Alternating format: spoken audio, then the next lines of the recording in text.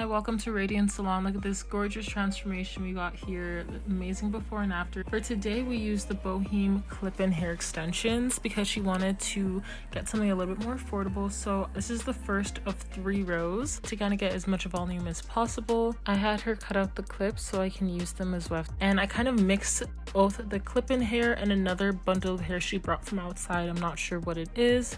And I'm mixing these 2 different bundles of hair throughout to give her the color and everything that she wanted. So now moving on to the second row. Again, I'm parting pretty close to the other one because I want to get as much volume as I can with the 3 rows. If you guys want a video on parting, I can definitely do that because that's like something that I can really go into detail on.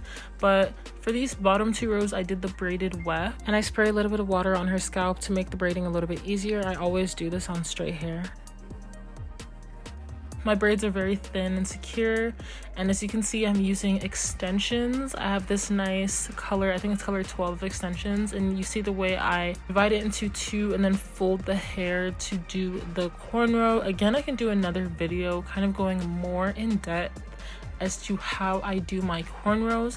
This is how I do all of my cornrows, black and white people hair, but for white people hair, it's like really, it's different, it's a bit harder, but I still get it really nice and flat. So here in the back, I have the 2 cornrows. I make the ends just quite short so it doesn't get bulky at all. And then I sew the ends down onto the hair and I kind of pull it with a thread to make it even flatter and as not bulky as possible. And then I cut off the extra expression hair so that that is not left out. This is so important. So now I'm showing you how I add the extension. So because this hair has a bit of a thick weft, I'm kind of staggering the placement. I'm not putting all 3 at the same point so that it's not too bulky. So I kind of put 2 wefts and I try to add the 3rd, but then the second weft slipped out because of the way I sewed it down. The mistake I made was trying to change directions. When you sew, you do not want to change directions. If you're going left, you want to keep going left until you reach the end and then go right. Because when you try and change directions, that's when the wefts are going to get messed up and the sewing is going to be really messy. So you want to keep that same direction. And again, I'm just kind of placing it in a staggered way. Like, I would recommend rewatching that part to really observe how I staggered the hair. That's how you need to stagger it to make sure it's not too bulky. So there I was just, you know, tying the threads together to continue sewing, and I just keep going like that. And I sew over this multiple times, like 2-3 times, to make sure it is very, very secure and does not come out. I usually never have problems with my clients with it falling out. Very rare if it does, and if it does, I let them just come in and I do a quick fix for them.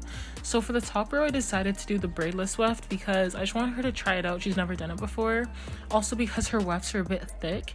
The braidless weft is a little bit thinner, so I just wanted to do that on the top to make sure everything is as thin and natural as possible.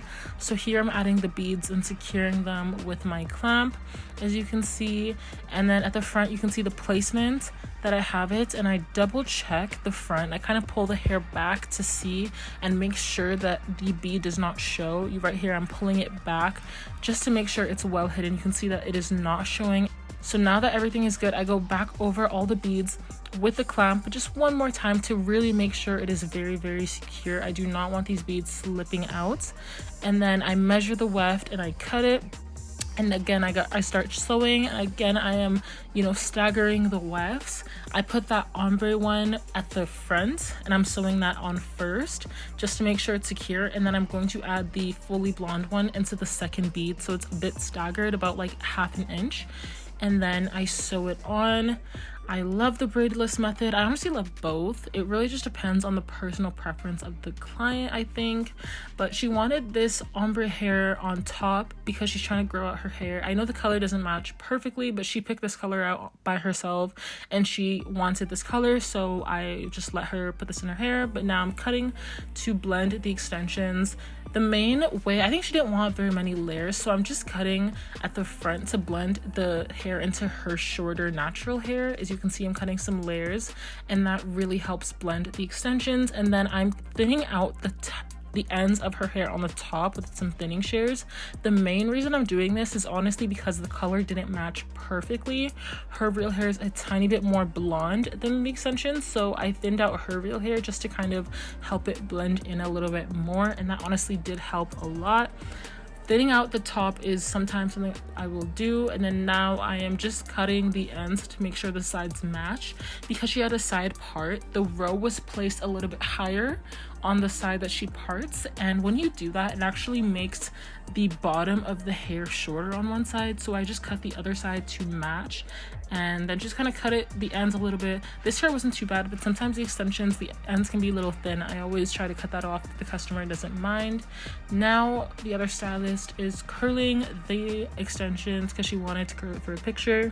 We use the braid-less straightener. We love this straightener so much, but she's just curling the hair to get these beautiful, nice curls. These are gonna definitely fall throughout the day, so they're a little bit tighter in the salon, and this looks so beautiful. You can see she was like feeling herself, looking in the mirror. It looks so great, and this is kind of the hair in action. It looks so natural and cute. She was so happy with it. Thank you guys so much for watching this video. Please make sure to subscribe to this channel. I will be making so many more videos. I love you guys. Thank you so much for watching.